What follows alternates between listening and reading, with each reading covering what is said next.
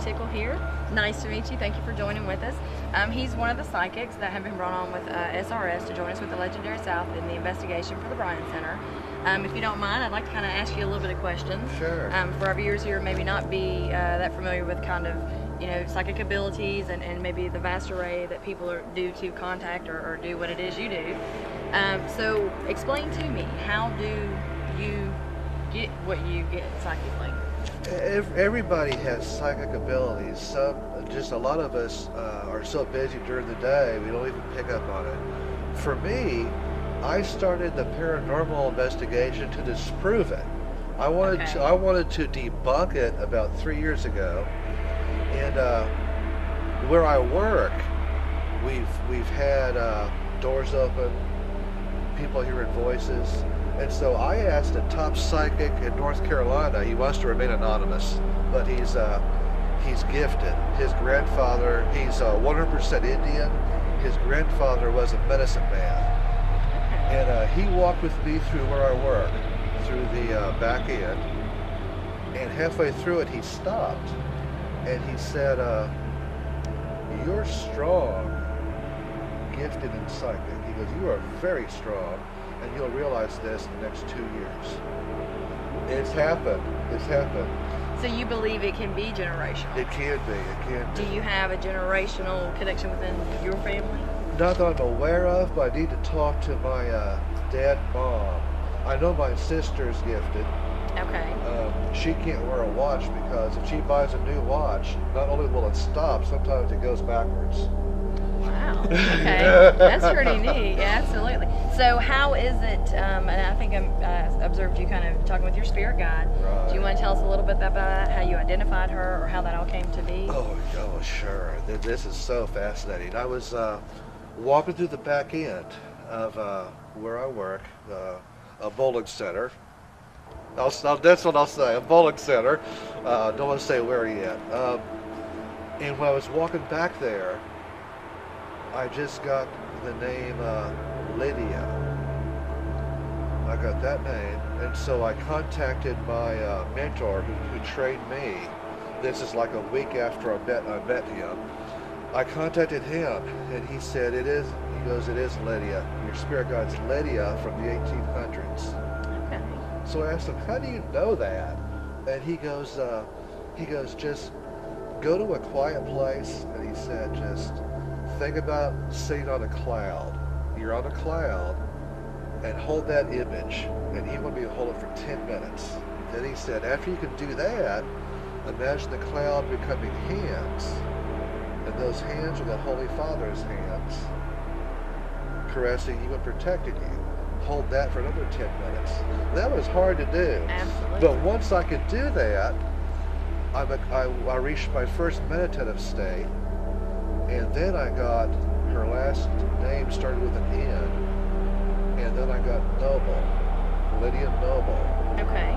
I got the 1800s, part of the Western expansion, and I got Spirit Lake, Iowa.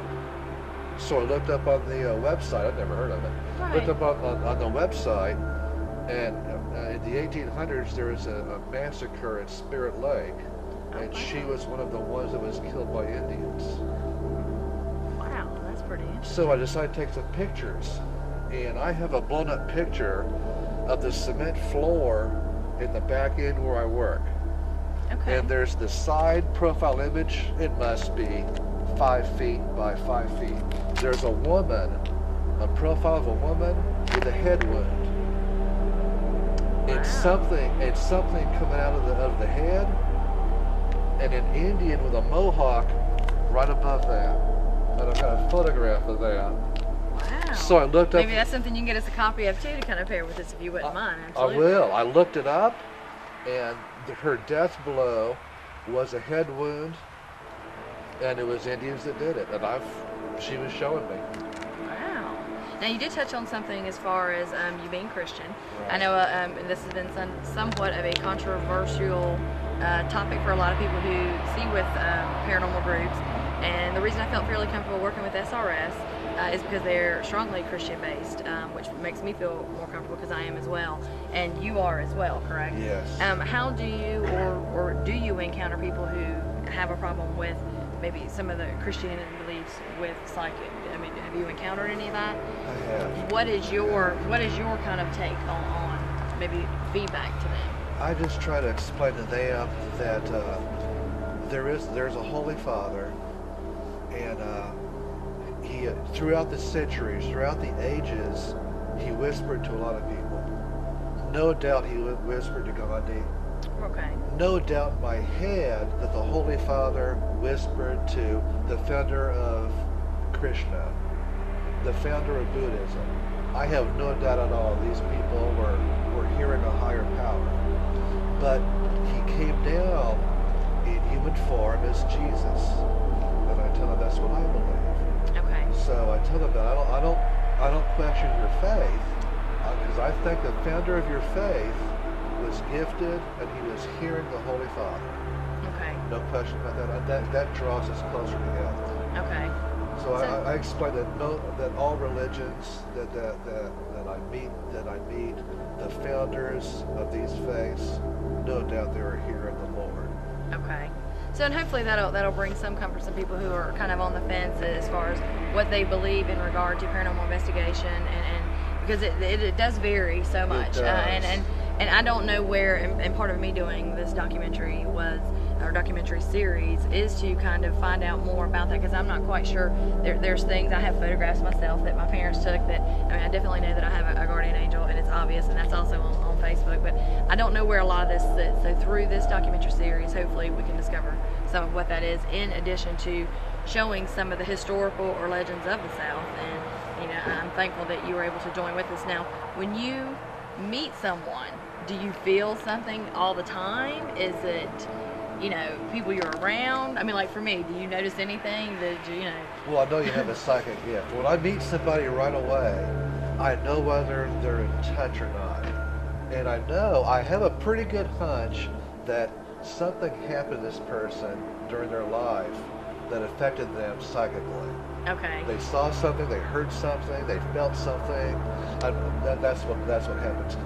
Now, do you do readings? Or is this more just for? Right now, I might get into readings. Okay. Okay. I'm thinking as we do more investigations, my ability will get strengthened. You get and more will broaden. fine-tuned. Yeah. Right. Right now, when I walk through a place, I'm really aware of myself, and when I get goosebumps on my arms, and I get a feeling like somebody's watching me, then I know there's a spirit nearby. And when I take pictures, most of the time, 90% of the time, I don't even look where I'm shooting. Okay. I just I'll just look this way, I'll hold a camera, and I'll just fire a photograph. So you go more on intuition? Intuition. So that would make you an intuitive? Yes. Okay, because I know that there's a lot of people that have different kind of, maybe they see or they feel or things like that, or hear audible. I don't see spirits. I don't have that ability, but I know they're here, and I know the direction where they're at. Okay. I know the location they're Well, at. if you ever decide to start doing personal readings, certainly let us know. I will. Maybe we can certainly get some people in touch with you that would be very interested. Even myself, I certainly wouldn't mind. And I thank you very much for joining with us, and I look forward to doing more stuff with you in the future. Me too. Thank you. Thank you for joining us. Here's this partial little clip that we're doing for building our The Legendary South series, and there's more of these to come.